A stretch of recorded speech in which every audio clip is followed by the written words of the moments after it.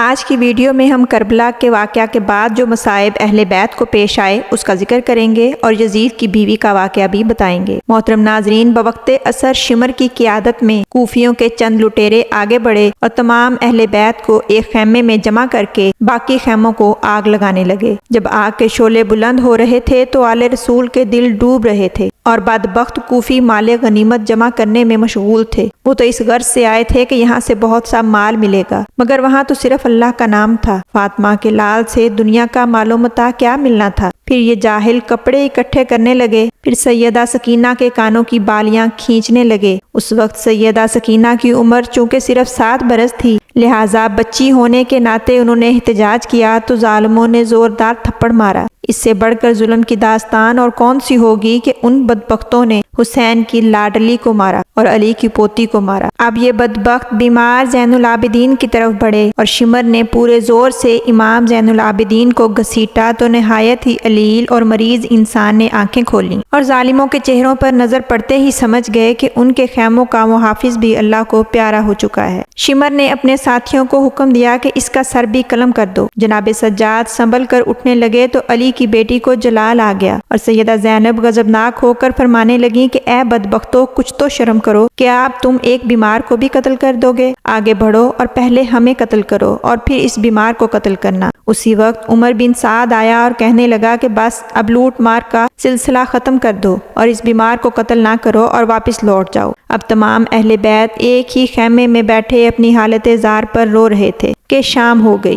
نماز مغرب ادا کی اور ادھر یزیدی قوم اپنی فتح کا جشن منا رہی تھی۔ اہل بیت کے خاندان کی شہزادیاں ایک بیمار کے سرہانے بیٹھی اپنے دامن تر کر رہی تھیں۔ پیاسوں کو اب چوتھی رات ہو گئی تھی۔ اب تو جیسے بھوک اور پیاس کا احساس ہی ختم ہو گیا تھا، کوئی ایک بھی تسلی دینے والا نہ تھا۔ کربلا کا وحشتناک صحرا تھا اور بے یار و مددگار اہل بیت تھے۔ نہ یہ وطن ان کا اپنا تھا، نہ شہر اور نہ ہی گھر اپنا تھا۔ ہاشمی شہزادے سوئے پڑے تھے۔ جناب عبد المطلب کے تمام چھوٹے بڑے اللہ کو پیارے ہو چکے تھے۔ اسی بے بسی اور بے کسی کی حالت میں خاندان اہل بیت کی اللہ کے سوا کوئی مدد کرنے والا نہ تھا۔ جیسے جیسے رات ہو رہی تھی تو ایک اور کڑا امتحان ان کے سامنے آ کھڑا ہوا۔ اب انہیں شہیدوں کی لاشوں کا پہرا دینا تھا۔ رات کا وقت تھا، بیمار شدت مرض کی وجہ سے کراہ رہا تھا۔ سیدہ زینب فریاد کرنے کے بعد اب خاموش ہو چکی تھیں۔ ساری پاک دامنیں رو رو کر اپنے دامن تر کر رہی تھیں۔ سیدہ زینب کبھی جا کر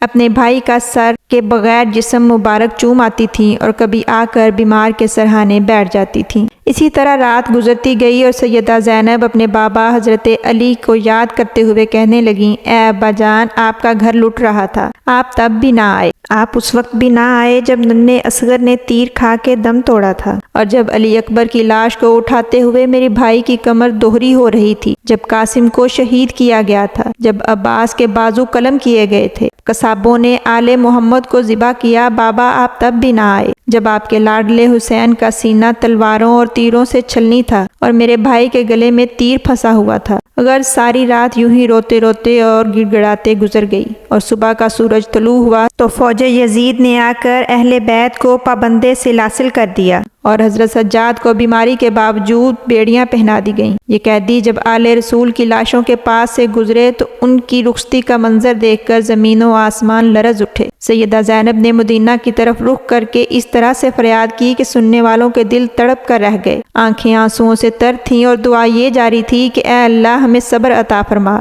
اور ادھر سیدہ سکینہ جو صرف 7 برس کی تھیں، اپنے بابا کے جسد اطہر کے ساتھ جا کر لپٹ گئیں اور ہٹنے کا نام نہ لیتی تھیں۔ پھر ظالموں نے زبردستی کھینچ لیا۔ جب یہ لٹا پھٹا مختصر سا قافلہ محرم کی 12 تاریخ کو کوفہ کے قریب پہنچا تو عبداللہ ابن زیاد نے شہدائے کربلا کے سر مبارک اور حضرت حسین رضی اللہ تعالیٰ عنہ کا سر مبارک نیزوں اور تلواروں پر استوار کر کے ایک لشکر کے ہاتھوں عمر ابن سعد کی طرف بھیج دیا۔ اس بدبخت نے حکم دیا کہ آگے آگے ان شہداء کے سر مبارک تلواروں اور نیزوں پر ٹنگے ہوں اور پیچھے پیچھے آل رسول کے قیدی ہوں اور اسی حالت میں میرے دارالحکومت کوفہ میں داخل ہوں تاکہ لوگ اس منظر کو دیکھیں۔ چنانچہ ایسا ہی کیا گیا۔ ہولی بن یزید ملعون امام علی مقام کا سر مبارک نیزہ پر چڑھائے آگے آگے چل رہا تھا۔ پھر تھوڑی دیر بعد ہولی بن یزید اپنی سواری کو تیزی سے بھگاتا ہوا آگے نکل گیا، کیوں کیونکہ وہ سر امام کو ابن زیاد کے دربار میں پیش کر کے انعام حاصل کرنا چاہتا تھا۔ ناظرین محترم، جب لوگوں نے اسیران کربلا اور امام علی مقام کے سر مبارک کو دیکھا تو دھاڑے مار مار کر رونے لگے۔ پورے شہر میں کوہرام مچ گیا۔ کہاں یہ اہل بیت کوفہ کے شہزادے کہلاتے تھے اور اسی حیثیت سے یہاں رہتے تھے،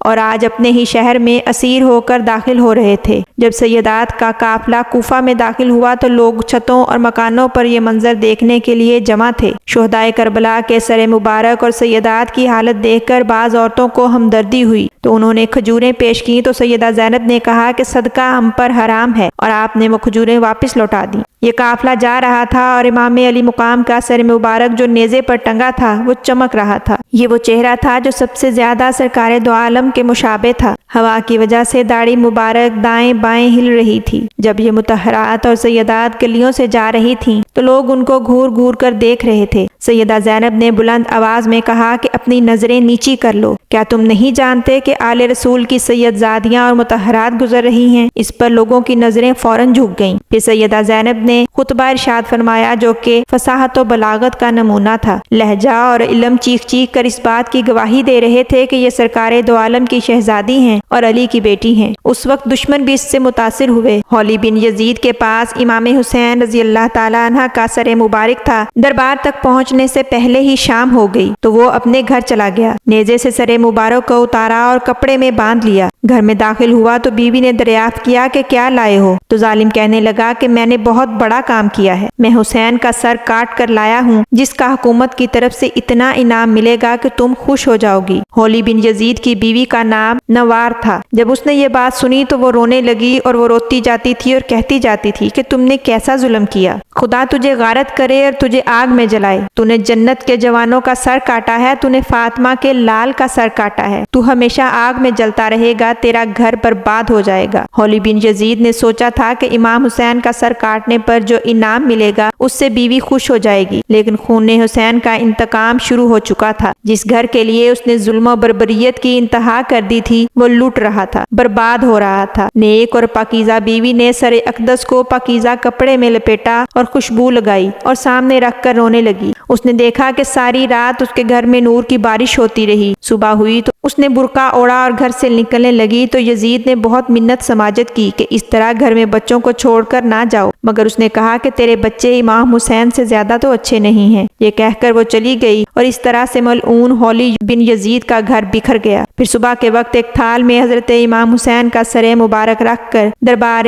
یزید میں پیش کیا گیا۔ ابن زیاد کے ہاتھوں میں چھڑی تھی، اس نے وہ چھڑی امام حسین کے دانتوں پر ماری اور کہا میں نے اس سے زیادہ خوبصورت چہرہ کبھی نہیں دیکھا اور نہ ہی ایسے حسین دانت دیکھے ہیں۔ صحابی رسول حضرت زید بن ارقم رضی اللہ تعالی عنہ بھی وہاں موجود تھے۔ وہ کہنے لگے ابن زیاد ان دانتوں کو چھڑی نہ لگاؤ، میں نے رسول پاک کو ان لبوں کو چومتے دیکھا ہے، میں نے نبی پاک کو حسین کو بوسہ دیتے ہوئے دیکھا ہے اور یہ فرماتے ہوئے بھی سنا ہے کہ جنت میں وہی جا سکے گا جو میرے حسین سے محبت کرے گا۔ ابن زیاد نے جب یہ سنا تو چلا اٹھا اور غصے میں آ کر کہنے لگا کہ اے بڈھے، اگر تو سٹھیا نہ گیا ہوتا تو میں تجھے قتل کروا دیتا۔ حضرت زید بن ارقم روتے ہوئے جا رہے تھے اور کہہ رہے تھے کہ اے لوگو، آج سے تم غلام ہو، تم نے فاطمہ کے بیٹے کو قتل کر دیا اور مرجانہ کے بیٹے کو حاکم بنا دیا۔ وہ نیکوں کو قتل کرتا ہے اور شریروں کو غلام بناتا ہے۔ تم نے خود ذلت کو چنا ہے، خدا ان کو برباد کرے گا جو ذلت کی زندگی بسر کرتے ہیں۔ اس کے بعد اسیران کربلا کو ابن زیاد کے سامنے پیش کیا گیا تو ظالم نے امام زین العابدین کی طرف دیکھ کر کہا اس کو کیوں زندہ چھوڑا، اسے قتل کیوں نہیں کیا، اسے بھی قتل کر دو۔ سیدہ زینب نے جب حضرت سجاد کے قتل کا سنا تو جلال میں آ گئیں اور فرمانے لگیں کہ اے ظالم، کیا حجرہ رسول کے آخری چراغ کو بھی گل کر دینا چاہتا ہے؟ تم نسل مصطفیٰ کو اس دنیا سے مٹا دینے پر تلے ہو تو ٹھیک ہے، اپنی تلواریں نکالو اور اپنی حسرت پوری کر لو، پہلے ہمیں قتل کرنا اور پھر اسے بھی قتل کر کے اپنی حسرت پوری کر لینا۔ اس پر چند لوگوں نے مشورہ دیا کہ اس بچے کو قتل نہ کرو۔ پھر ابن زیاد نے پوچھا کہ یہ عورت کون ہے؟ اس پر لوگوں نے بتایا کہ زینب بنت علی ہے اور امام حسین کی بہن ہے۔ تو ملعون کہنے لگا کہ اسی لیے تو اتنی سخت اور تیز ہے۔ جب اس نے یہ گستاخی کی تو حضرت سجاد فرمانے لگے کہ پھوپھی جان، میں اس سے بات کرتا ہوں، اور حضرت سجاد کہنے لگے کہ میں اگرچہ بیمار ہوں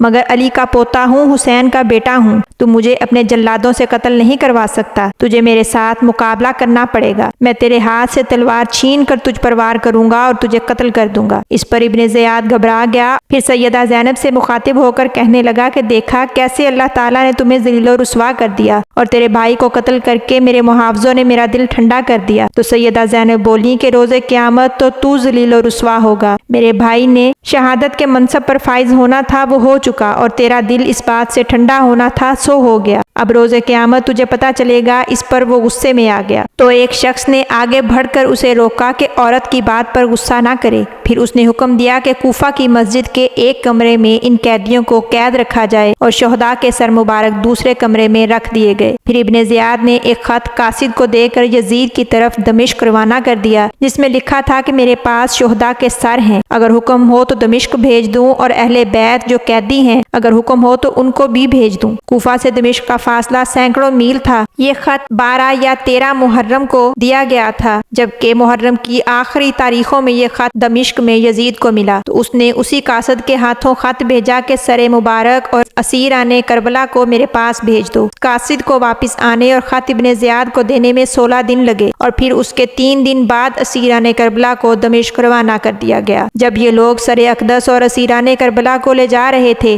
تو راستے میں ایک جگہ پڑاؤ کیا، تو ایک عیسائی راہب نے پوچھا کہ یہ کس کا سر ہے؟ تو یہ ظالم کہنے لگے یہ نواسۂ رسول حسین کا سر ہے۔ راہب کہنے لگا کہ اگر میں تمہیں 10,000 اشرفیاں دوں تو کیا تم یہ سر ایک رات کے لیے مجھے دے دو گے؟ یہ لالچی کتے فوراً مان گئے اور 10,000 اشرفیوں کے عوض سر مبارک ایک رات کے لیے عیسائی راہب کے حوالے کر دیا گیا۔ اس نے سر مبارک کو غسل دیا اور زلفوں میں خوشبو لگائی اور صاف کپڑے میں لپیٹا اور سر مبارک کو گود میں لیے ساری رات روتا رہا۔ صبح ہوئی تو اس کی دنیا بدل چکی تھی، اہل بیت کی محبت اپنا رنگ دکھا چکی تھی۔ اس نے امام زین العابدین کے ہاتھ پر اسلام قبول کیا اور باقی ساری زندگی اہل بیت کی خدمت میں گزار دی۔ جب یہ لوگ مقام جبرون پر پہنچے جو کہ دمشق سے کچھ فاصلے پر واقع ہے، تو یزید کو اطلاع کی گئی کہ وہ انتظامات مکمل کر لے۔ چنانچہ یزید نے پورے شہر کو دلہن کی طرح سجایا، اعلیٰ لباس زیبتن کیا، یزید کے لیے ایک اعلیٰ تخت بچھایا گیا اور ڈھول باجوں کا انتظام کیا گیا۔ ناظرین، یہ سارے انتظامات نواسۂ رسول حضرت امام حسین کو قتل کرنے کے جشن کے طور پر کیے جا رہے تھے۔ ایک تشت میں حضرت امام حسین کا سر مبارک اور دوسرے تشت میں باقی شہداء کے سر مبارک رکھ کر یزید کے دربار میں پیش کیے گئے اور اسیران کربلا کو ایک کمرے میں ٹھہرا دیا گیا۔ اتنی دیر میں یزید کی بیوی کو ایک کنیز نے جا کر بتایا کہ کچھ قیدی لائے گئے ہیں، آؤ چلیں ہم بھی دیکھتے ہیں کہ وہ قیدی کہاں سے آئے ہیں۔ جب وہ نیچے آئی اور اس نے آ کر دیکھا تو اس نے سیدہ زینب کو پہچان لیا، کیونکہ مدینہ میں وہ سیدہ زینب کے ہاں کام کیا کرتی تھی۔ جب اسے معلوم ہوا کہ امام حسین رضی اللہ تعالیٰ عنہ کو شہید کر دیا گیا ہے اور جو اسیران کربلا ہیں وہ کوئی اور نہیں سیدہ زینب اور باقی اہل بیت ہیں، تو وہ اپنا سر پیٹ کر رہ گئی اور زور زور سے چلانے لگی۔ وہ روتی اور چیختی چلاتی یزید کے دربار میں گئی اور سارے درباریوں کے سامنے کہنے لگی کہ تم نے بڑا ظلم کیا ہے، تم نے نواسۂ رسول کو شہید کر دیا ہے، تم نے آمنہ کے لال کو شہید کیا ہے، تم نے علی کے بیٹے کو قتل کیا ہے، تم اللہ تعالیٰ کے ہاں عذاب کے مستحق ٹھہرو گے اور روزانہ جہنم کی آگ میں جلو گے۔ یہ کہہ کر وہ روتی ہوئی محل سے باہر نکل گئی۔ ناظرین، اس کے بعد اس یزید ملعون نے حضرت امام حسین کے سر مبارک پر چھڑی رکھ کر کہا یہ حسین ابن علی ہے۔ اس گستاخانہ حرکت کو دیکھ کر دربار میں موجود ایک صحابی رسول ابو برصہ رضی اللہ تعالی عنہ نے کہا اے یزید پلید، تم چھڑی سے سیدنا امام حسین کے لب مبارک کی بے ادبی کرتے ہو۔ میں قسم کھا کے کہتا ہوں کہ میں نے رسول پاک کو امام حسین اور امام حسن کے لبوں پر بوسہ دیتے ہوئے دیکھا ہے اور یہ فرماتے ہوئے سنا ہے کہ یہ دونوں جنت کے سردار ہیں، خدا تمہارے قاتل کو قتل کرے اور لعنت کرے اور جہنم کے عظیم عذاب میں ڈالے۔ اس پر یزید غصے میں آیا اور حضرت برصہ کو دربار سے گھسیٹ کر باہر نکال دیا۔ اسی دربار میں یہودیوں کا ایک عالم بھی موجود تھا۔ اس نے کہا تم کیسے مسلمان ہو؟ میں حضرت داؤد علیہ السلام کی 17ویں پشت میں سے ہوں، مگر پھر بھی میری قوم اس طرح سے میرا احترام کرتی ہے جیسے کہ میں ان کا پیغمبر ہوں، مگر تم نے تو اپنے نبی کے نواسے کا سر قلم کر دیا، تو پھر بتاؤ کہ تم مسلمان کہلانے کے حقدار کیسے ہو؟ ایک عیسائی راہب وہاں موجود تھا، وہ کہنے لگا کہ ہمارے گرجا میں حضرت عیسیٰ علیہ السلام کے گھوڑے کا سم تھا، ہم نے اسے خوشبوؤں میں تر کر کے ایک شیشے کے ڈبے میں رکھا ہوا ہے اور ہزاروں کی تعداد میں عیسائی اس کی زیارت کے لیے موجود رہتے ہیں۔ یہ اس پیغمبر کی امت کہلانے کے حقدار کیسے ہو سکتے ہیں جن کے نواسے کو شہید کر کے اس کا سر تن سے جدا کر دیا ہے۔